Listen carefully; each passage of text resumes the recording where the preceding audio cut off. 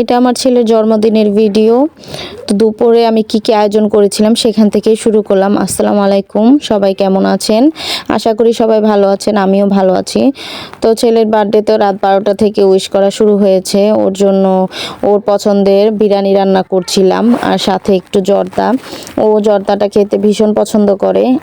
আমার কাছে মনে হয় কি, যে কোনো মানুষের জন্মদিন কথাটাই স্পেশাল, কারণ সেটা তার জন্য স্পেশাল, কারণ সে সেই দিন পৃথিবীতে এসেছে।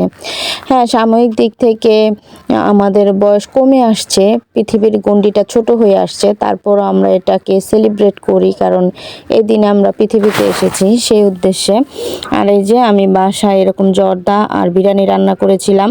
তো খুব কাজের প্যারা ছিল দেখে আমি ফুল ভিডিও নিতে পারিনি। আর এইগুলো আমার ছেলের আউটফিট ছিল বার্থডে উপলক্ষে। এগুলো ওকে আমি গিফট করেছি সব, আমি আর ওর বাবা।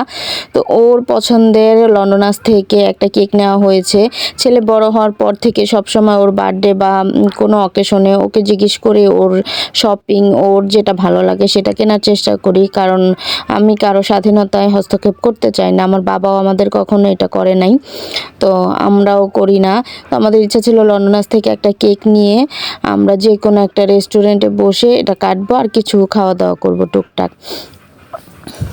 সেই উদ্দেশ্যে আমরা গিয়েছিলাম পিৎজা জোনে। তো এখানে যে আমার ছেলে তো পুরো সারপ্রাইজড হয়ে গেছে, ওর চেহারাটা দেখলেই বুঝতে পারবেন। ওর খালামণিরা ওকে সারপ্রাইজ দিয়েছে। ওর খালামণিরা যে রেস্টুরেন্টে এসে বসে আছে এটা ও জানতো না, এটা আমার আর আমার বোনদের প্ল্যান ছিল।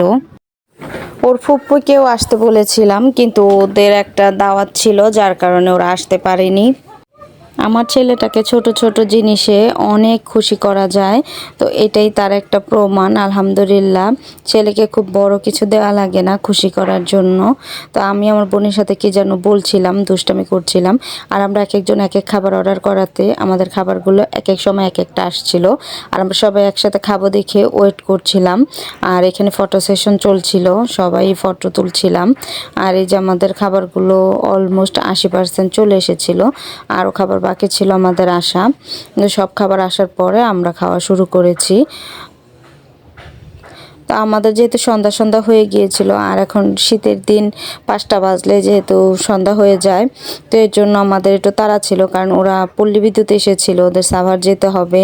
আর এখন রাত দিন এগুলো তো ভালো না, এর জন্য আমরা তাড়াতাড়ি আমাদের রেস্টুরেন্টের কাজগুলো শেষ করছিলাম। আর এই যে আমাদের খাওয়া দাওয়ার পরে আমরা কেক কেটে নিচ্ছিলাম।